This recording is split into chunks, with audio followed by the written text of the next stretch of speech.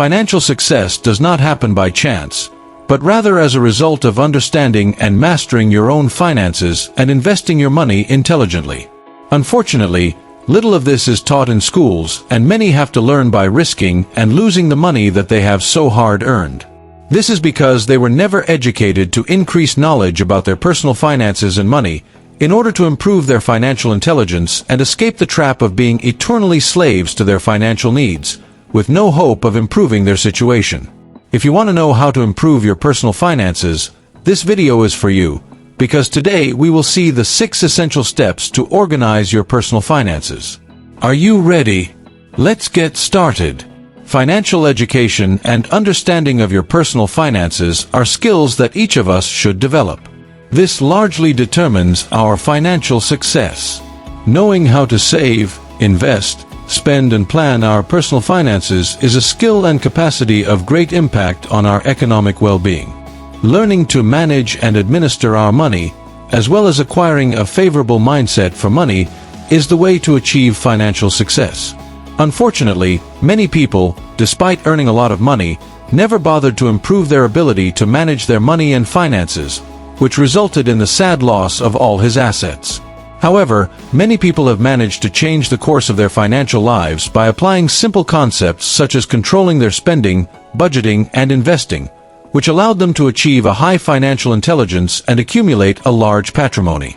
Having a solid financial education, as well as developing your financial intelligence, will allow you to have tools to understand financial concepts and make better and more informed decisions with your money. Remember that more important than making money is your ability to hold it and invest it in assets that will produce even more money.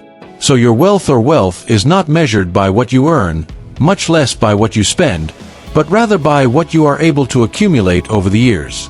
Below, we'll take a look at the 6 definitive steps to organizing your personal finances and allowing you to invest in assets that increase their value over time and generate income. Step 1. Set your financial goals. In any decision or activity you make, first make sure you know the reasons why you are doing it. If you don't set your course and goals, others have hired you to work for their goals and dreams. When it comes to personal finances, this is no exception. You can be absorbed by the circumstances of day-to-day life without achieving any goals. Therefore, it is crucial to have clear financial goals and objectives. Identifying the direction in which we want to direct our financial life should be the first step to start improving it. You should have clarity about your current situation through a thorough analysis, self-analysis, so that after this you can establish the goals you want to achieve, identify what is missing in terms of skills or abilities to achieve your goals, and take action on it. Several previous videos mention the methodology to establish your goals. Apply it and identify a few goals that are important to you and focus your efforts to achieve them.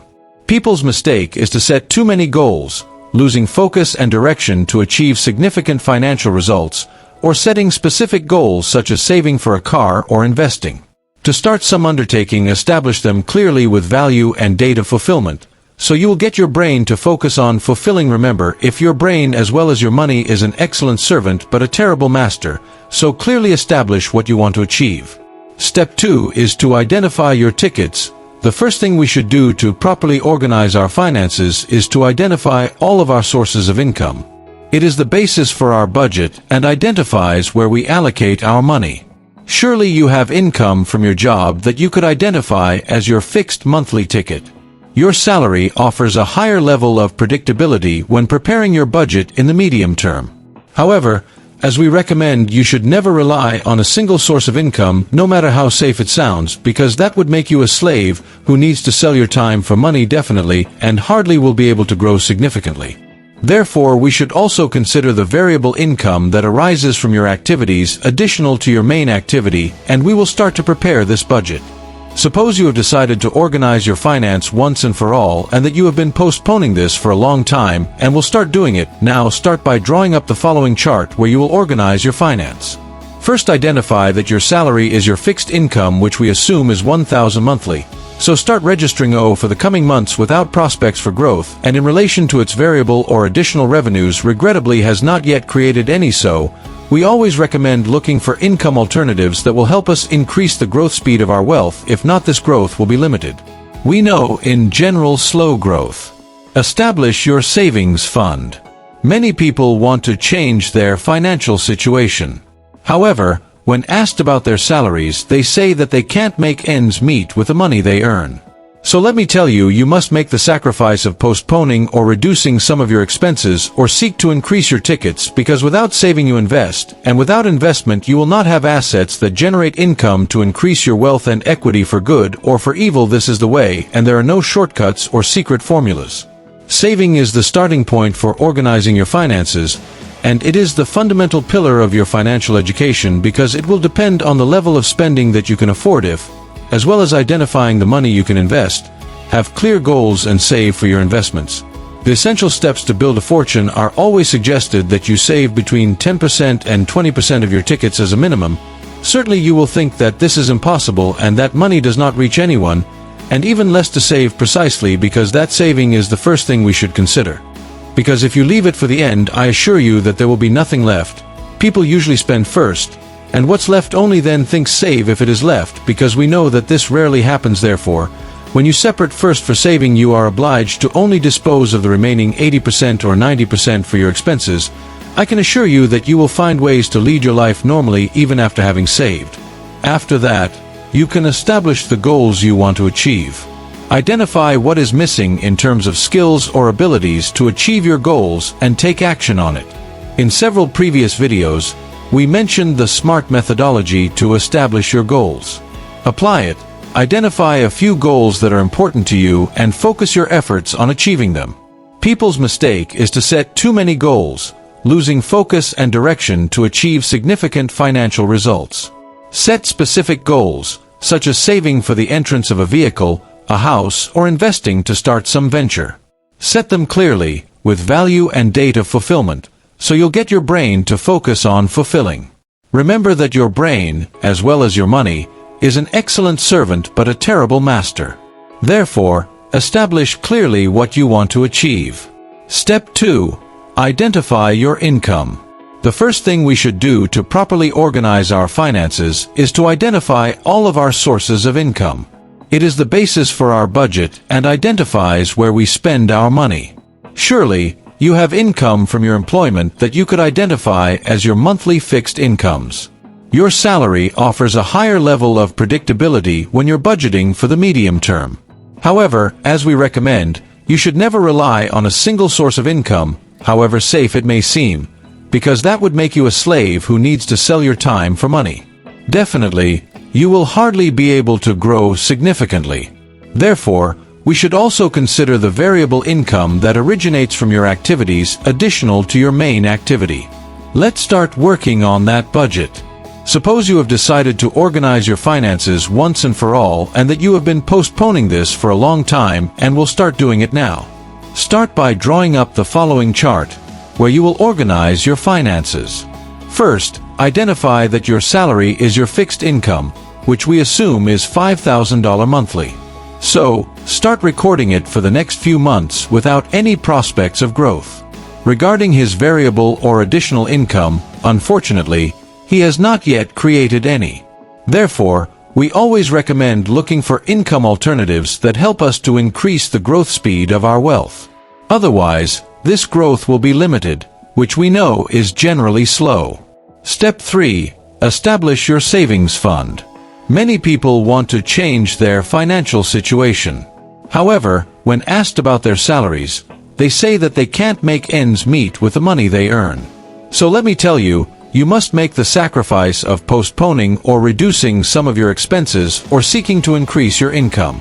Because without saving, you cannot invest, and without investment, you will not have assets that generate income to increase your wealth and equity. For good or evil, that is the way, and there are no shortcuts or secret formulas.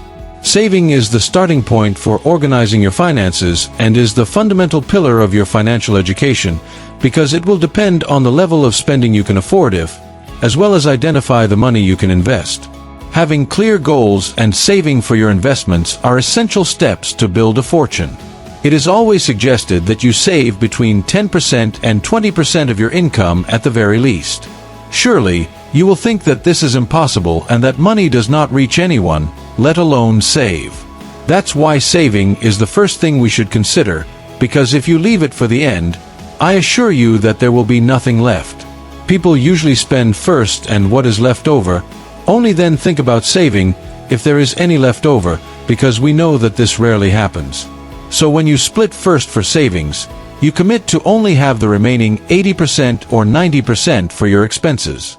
I can assure you that you will find ways to lead your life with normality, even after having saved up, without affecting your current life course. This percentage of savings should be adjusted to the particular situation of each person. If you are financially responsible before saving to invest, you should save for your emergency fund. The usual recommendation is that it be between 3 to 7 months of your income with the aim of having a reserve in case of any unexpected situation. Continuing with the example, now you propose to save with the aim of investing in a future on the stock market. So based on your income of $3,000, you determine that you will start saving 20% of your income, or be $600, until you add to your emergency fund. In month 15, you will have accumulated an emergency fund equivalent to 3 months of your monthly income, or are $9,000. This emergency fund should be in an account of easy availability and if possible generating a sufficient income to avoid the loss of value because of inflation. Before we continue, if this knowledge is useful to you, I invite you to like it and sign up for more content. Now, let's go on. Step 4. Identify and record your expenses. You can predict the future of a person by looking at what they spend their time and money on. Robert Kosick. To identify each of your expenses, you can start by making a list of them and classify them according to the following expenses, which correspond to the expenses that are recurrent and maintain their values, approximately fixed during all months. For example, expenses with education, mortgage, food, transportation, payment of services, variable expenses. Are those expenses that do not have fixed recurrence, you do not necessarily incur them every month, or their values are variable, for example, clothing purchases, entertainment, medical expenses. This is a referential example. It is up to you to identify these expenses according to the lifestyle that you lead. It is important to be here to have identified each of these expenses and prevent them from affecting our finances. Or we can take action on it immediately and exceed us in any of them. Now in the example you identified as your fixed expenses for your food, mortgage payment, public services, transportation, and education. As for their variable expenses, you identified your clothing, entertainment, medical expenses, and minor expenses. As mentioned, it is up to each one to assess with all sincerity the amounts of the expenses in which you pay monthly, and you can elaborate your spending report and by supposed make the corresponding improvements to use your money more efficiently, avoiding unnecessary expenses.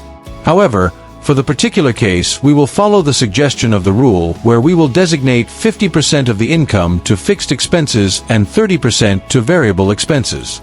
Then of your total income, $1,500 will be allocated to cover your fixed expenses and $900 for your variable expenses, which you should meet this budget. If you don't want to affect money for your economy or budget at this step, we should already have everything about our income, how much we will save, and what our expenses are. Now it is necessary to make a projection in our budget over the months, to determine how long it will take us to reach our financial goal. The importance of making a budget is to have a realistic idea about how we will meet our goals.